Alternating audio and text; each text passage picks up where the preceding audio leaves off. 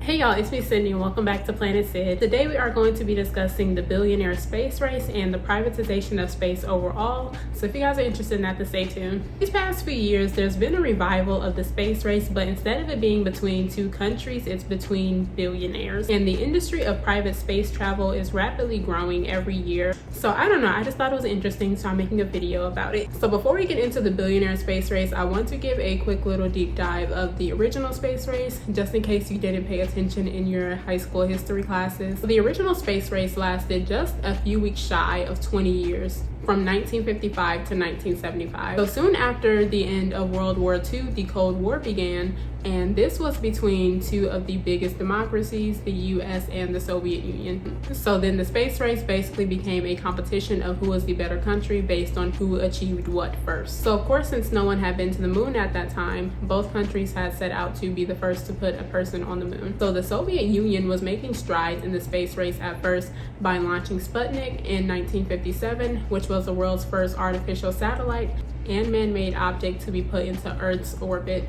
And the following year in 1958, the US then launched Explorer 1, which is a satellite that was created by the Army. And since the war was so ingrained in everyday life as far as everyday citizens working on nuclear bombs and weapons, it was nothing to allocate funds towards a space program and towards creating spaceships, which led to the creation of NASA in 1958. And in 1959, the Soviet Union launched Luna 2, which was the first space probe to hit the moon. And in March of 1961, the US launched Ham, the chimpanzee, into space for a test flight. And in April of 1961, the Soviet cosmonaut Yuri Gagarin became the first human to orbit the Earth. And this will fast forward to May of 1961.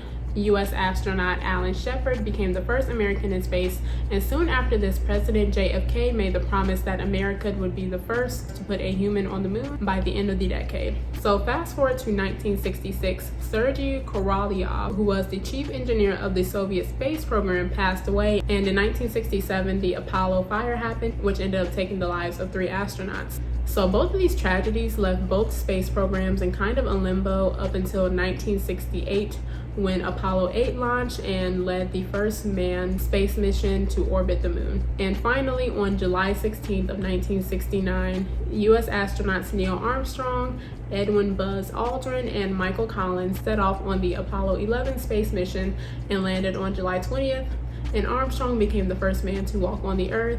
So the whole one step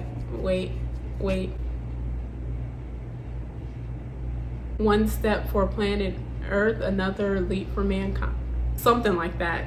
Neil Armstrong was the first man to walk on the moon. That's all you need to know. And so that is a little rundown of the space race, which really defined the 20th century. So now I want to get into the billionaire space race, which we are currently experiencing now. So the billionaire space race is between entrepreneurs and their privately owned space agencies, but the main people who are at the top of it would be Jeff Bezos, who owns Blue Origin, Richard Branson, who owns Virgin Galactic, and Elon Musk, who owns SpaceX. And I saw on Wikipedia that the billionaire space race actually dates back to the 1980s. And it says that, quote, the groundwork for the billionaire space race and private space flight was arguably laid by Pierre Diamandis, an American entrepreneur. In the 1980s, he founded an American National Student Space Society, the Students for the Exploration and Development of Space, which is called SEDS, which later Jeff Bezos became a chapter president of SEDS. And in the 1990s, Diamandis, disappointed with the state of space development, decided to spur it on by initiating the X Prize. And the X Prize is basically a competition to motivate creativity, innovation, and technology that can change the world. And what makes the billionaire space race so different from the previous space race is that they aren't bound by government contracts. And so in May of 2020, SpaceX, which is owned by Elon Musk, became the first privately owned company to send humans into space. And on July 11th of 2021, Virgin Galactic made a successful space flight. And on July 20th of 2021, Blue Origin made a successful flight to space also.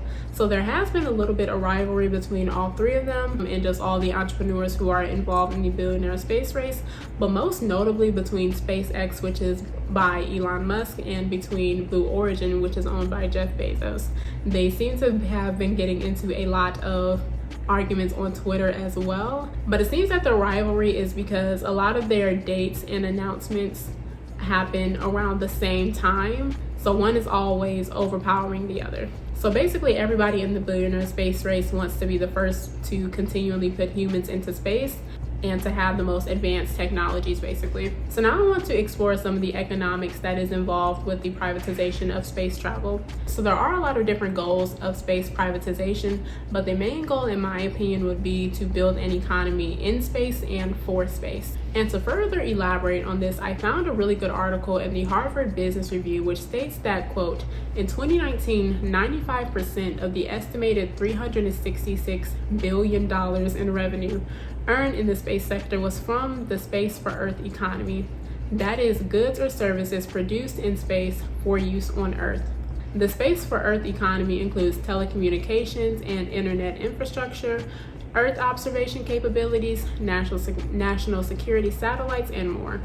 This economy is booming, and through research shows that it faces the challenges of overcrowding and monopolization that tend to arise whenever companies compete for scarce natural resources. Projections for its future are optimistic. And then they go on to say that decreasing costs for launch and space hardware in general have enticed new entrants into this market, and companies in a variety of industries have already begun leveraging satellite technology and access to space to drive innovation and efficiency to their earthbound products and services. In contrast, the space for space economy is goods and services produced in space for use in space, such as mining the moon or asteroids for material, which to construct in-space habitats or to supply refueling stations. Research commissioned by NASA predicted the rise of space-based economy that would supply the demands of hundreds, thousands, even millions of humans living in space, dwarfing the space for Earth economy and eventually the entire terrestrial economy as well. The realization of such a vision would change how all of us do business, live our lives, and govern our societies. But to date, we've never had more than 13 people in space at one time. Today, however, there is a reason to think that we may finally be reaching the first stages of a true space for space economy. SpaceX's recent achievements in cooperation with NASA, as well as upcoming efforts by Boeing, Blue Origin, and Virgin Galactic to put people in space sustainably and at scale, mark the opening of a new chapter of spaceflight led by private firms.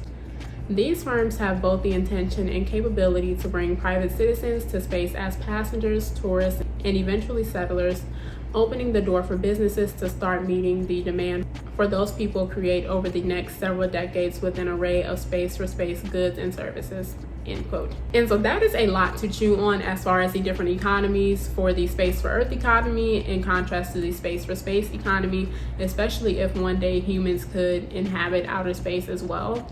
And so that could change literally everything. And the privatization of outer space is set to be $1 trillion industry and is set to produce the world's first trillionaires. I believe that Jeff Bezos is already a trillionaire. I could be wrong. I just find it so jarring that we are planning on mining the moon and other planets as well to use their resources because we're running out of resources here. Now, I do understand that here on Earth we are in a difficult position because it is overcrowded and we do have finite resources, but also these corporations are directly contributing to the depletion of our resources as well. So I do understand that we need to figure out something as far as natural resources to sustain life on Earth in the long run, but there has to be another way that is more ethical. But I don't think that these corporations, obviously, they don't care, because at the end of the day, natural resources are finite. So even if we start mining them on a different planet or on the moon, eventually they're going to run out and then we're going to run to the exact same problem again. And I just feel like the more we do that, the more possibility that it is that we will have a declining galaxy. And I also find it a little bit tricky because these privately owned space agencies are also spearheading space exploration. And so what happens if they discover some natural resources? They aren't just going to distribute that back to the people. There's going to be money attached to it. So instead of buying a $5 case of water, we could be spending who knows what on a bottle of moon water. And I don't know, just reading that excerpt, it just sounded very reminiscent of industrialization and monopolization, because of course some people were apprehensive as far as what these new developments could mean for the generations ahead, but nobody really cared because there was money involved, and by the time the effects would have been felt, they were long gone. Because at the end of the day, somebody like Rockefeller would have never had to worry about climate change, because here we are now and he's gone. So those are the vibes that I'm getting. And also, I do understand that it sounds reasonable to put like a refueling station on the moon for further space exploration, but what about pollution? So space pollution is already becoming a problem. It is called space junk, but it is already becoming a pretty big problem, and the privatization of space and the more frequent space travel is only going to exacerbate this problem, because there is a lot of old debris and old satellites that are floating around in our orbit that collide with each other and create even more debris. And space junk is classified as any debris that is left behind by humans. So this could be the old satellites or even as simple as paint specks from rockets. And this is already starting to become an issue, because literally a few days ago, the International Space Station had to swerve to avoid hitting a piece of debris. And this happens quite often as far as having to maneuver around the space junk. And this issue is only going to get exacerbated the more frequent space travel happens. And so it worries me, because Elon Musk has already made it clear that he plans to have a space launch every 2 weeks in the future. That's a lot of going back and forth, and that's a lot of debris getting produced and space junk being left behind. And this phenomenon could be explained as the KESSLER syndrome, which is named after the former NASA scientist Donald Kessler. And he would describe this as random collisions between objects large enough to catalog would produce a hazard to spacecraft from small debris that is greater than the natural meteoroid environment, unquote. And he predicted this in a paper in 1978. And he was completely right, because in the article on space.com, they found that humanity has launched about 12,170 satellites since the dawn of the space age in 1957, according to the US Space Agency, ESA. And 7,630 of them remain in orbit today, but only about 4,700 are still operational. So that means that there are around 3,000 defunct spacecrafts zooming around Earth at tremendous speeds, along with other big, dangerous pieces of debris, like upper stage rocket bodies, for example. For example, the orbitable velocity is at 250 miles up, and the altitude at which the International Space Station flies is about 17,000 miles per hour. So at such speeds, even a tiny sheard of debris can do serious damage to spacecraft. I'm gonna put a picture of like an animation that NASA did just to give an idea of the amount of debris and junk that is floating around currently in space. And the European Space Agency estimates that Earth's orbit harbors at least 36,500 debris objects that are more than 4 inches wide, and 1 million objects between 0.4 inches and 4 inches across, and a staggering 330 million pieces that are smaller than 0.4 inches but bigger than 0.04 inches. So this could be a really big problem, because I already foresee it being a problem just what's floating around now. And the thing is that the debris stays in Earth's orbit, so it can become a point to where it's so much up there that it will be a part of space and a part of our orbit that we just won't be able to navigate due to it being so crowded with debris. And so this could be a really big problem with independent space travel, because these private corporations aren't really regulated. Because in that same article, they found that Amazon is in the process of building their own internet satellite network, which will have over 3,200 spacecraft, and SpaceX has already launched over 1,700 of their 40,000 satellites for their Starlink broadband constellation. And last year, Astra filed an application with the FCC for a 13,600 satellite broadband constellation. So that's over 55,000 new satellites that are being put into Earth's orbit in the near future. And that's not including the leftover debris from rocket launches, because right now there is over 150 million pieces of space junk in Earth's orbit at this moment. And it would be one thing if it was government-controlled agencies and trained engineers and physicists who were in charge of controlling these satellites. But because of the dramatic fall in the cost of space travel and exploration, basically if you have money, anybody can be a part of the exploration of the final frontier. So as space is becoming more crowded with junk, there are more private corporations as well that are putting new satellites in the air, but the people behind those satellites may not be as experienced as these government agencies, because anybody could literally do it if you have money. So if there's somebody behind these new satellites who don't know how to maneuver around the space junk up there, that could cause even more collisions. And the KESSLER syndrome, like worst case scenario, could be that there's a collision and then from the pieces from that collision could collide with other things and then kind of set off a chain reaction of collisions, which sounded like a far stretch when it was first created in 1978. But the more junk that accumulates up there, the more possible that seems.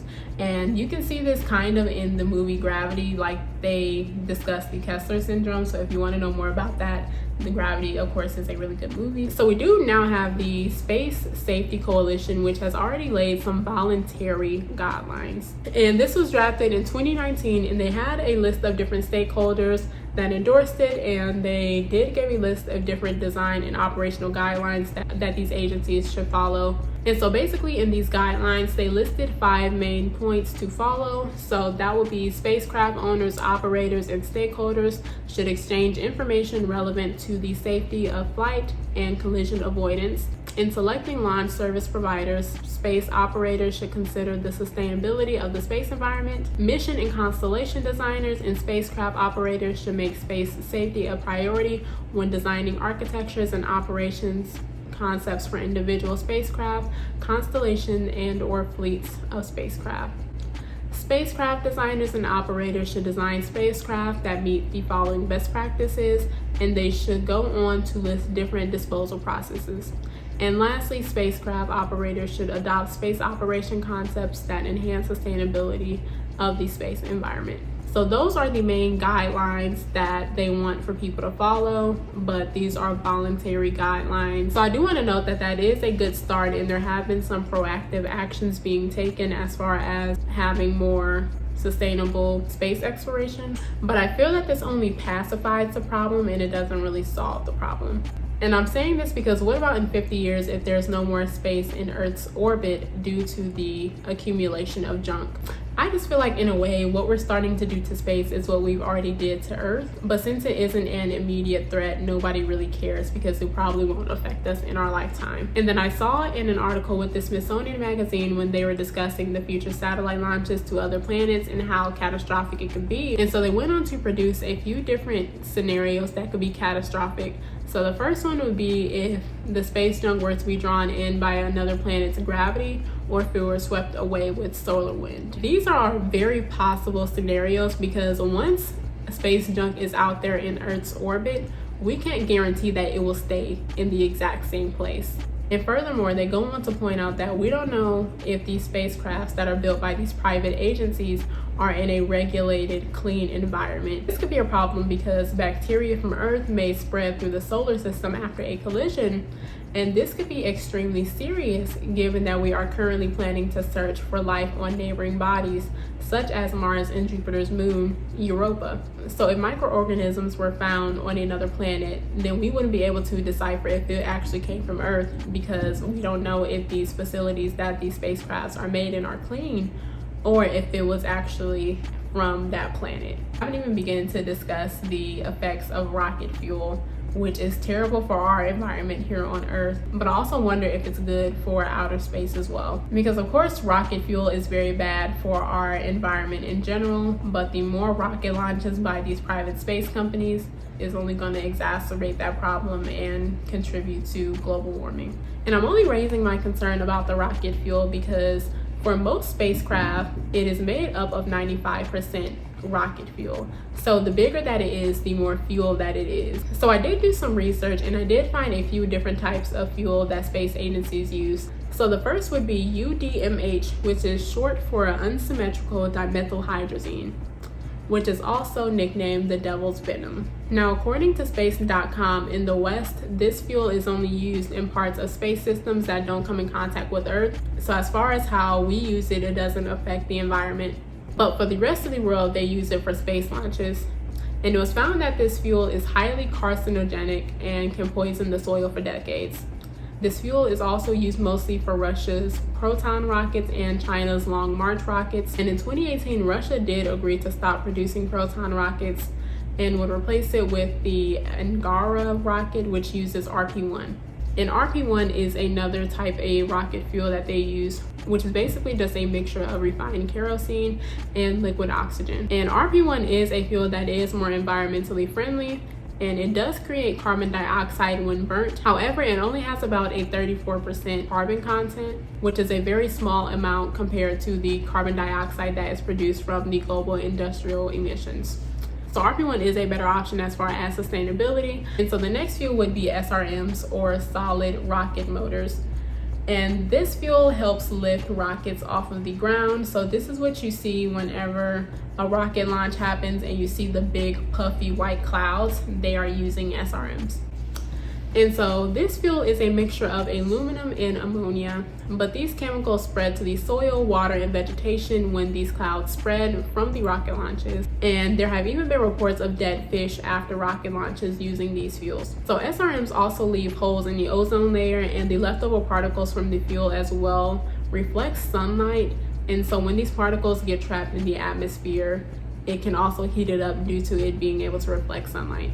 And so the last rocket fuel, I guess, would be hybrid rocket engines, which is used by Virgin Galactic for their Spaceship Two, which takes tourists to the edge of space and back. And the thing with these specific engines is that the suit that they produce, the particles are so small that they don't fall back to Earth. So they do get trapped in our atmosphere, which heats up. But I do want to note that there have been some advancements as far as making more environmentally friendly rocket fuels like biofuels, methane, and liquid oxygen and liquid hydrogen. But there is still research that is needed to see if these new developments can be used for larger spacecraft, but it is a start.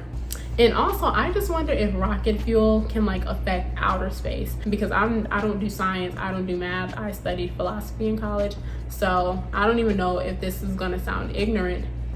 But I'm raising this question because, of course, there are atmospheres around planets, right? Like we have an atmosphere around Earth, and I'm sure that the other planets have atmospheres as well, I would assume. But I just wonder if it's possible that we could be heating up the entire galaxy, because we, of course, Earth, and then all the other planets and the sun and everything, we're in our own galaxy. And then there are other galaxies as well that coexist. So I wonder if the rocket fuel that is being used whenever we're traveling outer space could be badly contributing to the overall environment of outer space. And I wonder if this could become a problem in the future due to increased space travel from these private companies, because space is made out of gases. So I don't know if it's possible if the rocket fuel can heat up the gases in outer space. I don't know. I don't know if that is, I'm not a scientist. I don't know if that's ignorant, or I don't know if that's a fact. But I do know that the universe does naturally heat up. It doesn't have anything to do with global warming as far as planet Earth, but the universe does naturally heat up due to some natural gravitational pull. But I do wonder if increasing space travel and the rocket fuel that goes out into space, if that could heat up the galaxy in the long run. But I don't know. I'm not a scientist, so this could be straight bullshit that I'm saying. And so now I want to explore space law, because there aren't really too many regulations that these privately owned space agencies have to follow, so they can really do whatever they want. Because all in all, if I became a billionaire tomorrow and decided that I wanted to go to space and make my own space company and do whatever I want whenever I get out of space, there isn't really anything saying that I couldn't. But how did this all come about? Because private space agencies are relatively new. So actually, dating back to 1962, Congress passed the Communication Satellite Act, which is described as an act to provide the establishment, ownership, operation, and regulation of commercial communication satellite systems. So this act was introduced to combat NASA's opposition to the privatization of space flight back then. And in 1984, Reagan signed the Commercial Space Launch Act, which, quote, enabled an American industry of private operators of expendable launch systems. Prior to this law, commercial satellite launches in the US were restricted by federal regulation to NASA's Space Shuttle. In 1998, the Commercial Space Act was passed, but until 2004, private space flight was still technically illegal. In 2004, the Commercial Space Amendments Act required that NASA and the Federal Aviation Administration to legalize private space flight. In 2015, the Space Act was introduced to, quote, allow citizens to engage in the commercial exploration and exploitation of space resources, including water and minerals. Now, I do want to note that this extends only to natural resources and not any biological life, which may be discovered, but I feel like if they were to discover some biological life, they would just change the laws very quickly because humans are very nosy. And also in the Space Act, there is an extension of indemnification until 2025. Which basically means that there are no regulations in regards to the safety of spaceflight participants. And also, if a private space agency wanted to mine something like metal or water from the moon, then they could do that and it would be perfectly legal. Because from my understanding of the Space Act, I feel like this could be a big problem in the future because, of course, these corporations control everything now, but if they were to mine and accumulate natural resources from the moon, for example, then they would technically own it. And also, it says that it's legal to exploit their natural resources, so they're just going to take until there's nothing left because these natural resources are finite. And secondly, there isn't really any sort of checks and balances as far as space exploration in reference to the accumulation of natural resources for whenever that time comes. Because from my understanding, if a company like SpaceX were to hit the jackpot and to find oil or something, there aren't any laws in place to regulate how much they can take. So if they wanted to take all the oil or whatever natural resource that they discovered until there was nothing left, they legally could. And furthermore, if they were to hypothetically accumulate this oil from another planet, that would give a privately owned corporation the control of the accumulation and distribution of a natural resource, which would in turn give them a lot of power, which they already have enough of considering the fact that they're billionaires. But on a different note, we do have space law in the Outer Space Treaty, which does have 5 different treaties to regulate space travel, and onusa.org would explain space law as, quote, these 5 treaties deal with issues such as the non-appropriation of outer space by any one country, arms control, the freedom of exploration, liability for damage caused by space objects, the safety and rescue of spacecraft and astronauts, the prevention of harmful interference with space activities and the environment, the notification and registration of space activities, scientific investigation in the exploitation of natural resources in outer space, and the settlement of disputes. Each of the treaties stresses the notion that outer space, the activities carried out in outer space, and whatever benefits might be accrued from outer space should be devoted to enhancing the well-being of all countries and humankind, with an emphasis on promoting international cooperation. And that last part is where I feel that a lot of loopholes are going to be formed because these laws were created to protect the interests of humans and not the environments of these planets. And to my knowledge, the Outer Space Treaty hasn't been updated since 1967, and it's already being undermined because in 2020, the Artemis Accord was signed by 13 countries, which has plans to land the first woman and person of color on the moon before 2024, along with getting a moon base camp to help with landing astronauts on Mars. And the Artemis Accord does technically follow space law. However, it states that the extraction of space resources isn't the same as national appropriation. So basically, space law is up for interpretation.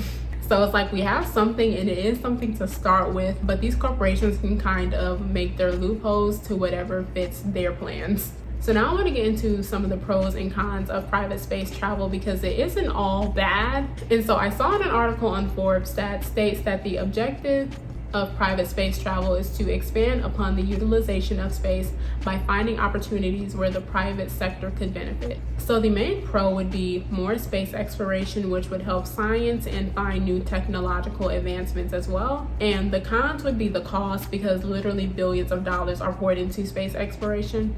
And then another con would be more space junk and pollution, which we already went over. And personally, I don't want to sound ignorant, but I don't understand the allure of space exploration as far as regular people going up there and billionaires. Like, of course, the billionaires, they're doing it for money, obviously. I just don't understand the allure of just exploring space just to explore it. Because I do understand curiosity and just like what's out there, and also the exploration of space is a science as well, but I feel like there should be a limit to space exploration as far as how much we can explore and how far we can explore. Because honestly, I just feel like humanity as a whole will be just fine if from this day forward, if we were to never explore another inch of space. Because I do understand that studying things that are happening in outer space could tell us about what is going to happen here on Earth.